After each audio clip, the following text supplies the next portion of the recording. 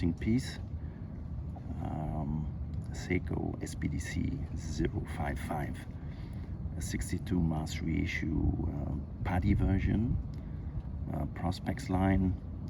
So this is reminiscent of the 1965 original Seiko dive watch, and yeah, with some classic design elements and improvements in terms of yeah, specs and so on, as we would expect from a modern diver.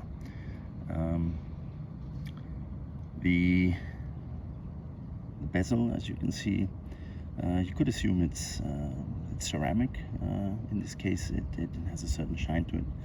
Actually, it's some kind of lacquered, I think it's aluminium. If you look at it from the side, it's anodized, it's blue, the coin edge, so that gives it a really nice blue color. So it's not ceramic, but anyway, it looks very nice. We have the loon pip at the 12 o'clock position, and then of course inside we have this beautiful dial, this gradient dial going from black at the bottom all the way up to the really deep blue, almost purple blue color there at the top. So this is I guess we've seen this in other watches. Yeah, there's actually a Rolex, the James Cameron Deep Sea Dweller, I think it's called, that has a similar kind of gradient, black to blue color. The hour markers are yeah, same as with all the other 62 mass reissue. They have this classical kind of look to them, same as the hands. Hands, especially the hour hand, kind of like a stunted little arrow. Not everyone likes that. I mean, it's also not my favorite, but it gives it a kind of like a classical look. The color combination is yeah, related to the PADI color scheme. So the blue and the red. We have the minute hand red. We have the on the chapter ring, we have some red markers there at the 12 o'clock, 3 o'clock, 6 o'clock, 9 o'clock position. So this contrasts a bit with the blue, and it's a typical PADI scheme currently. So this watch, how big is it? It's 42.6 diameter, 49.8 lug to lug, and has a lug width of 20 millimeters. So it's not very big. Thickness would be 13.8, which is okay. It's big enough to make it look like a tool watch, but it still has some elegant size to it, not too big.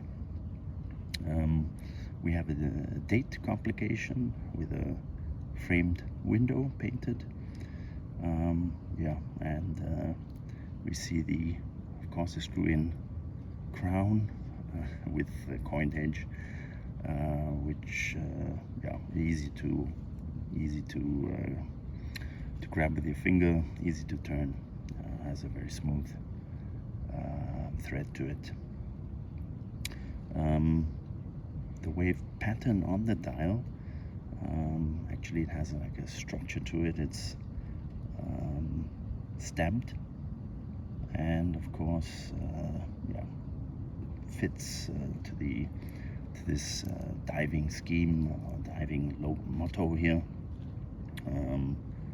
So overall, of course, it's really, the dial is really something else. Originally this watch would be on a blue rubber strap, a silicone strap. So I've actually put it on a stainless steel strap, a bracelet, which I think really adds to this watch. It really makes it look much more, gives it much more presence, and yeah, I really like it.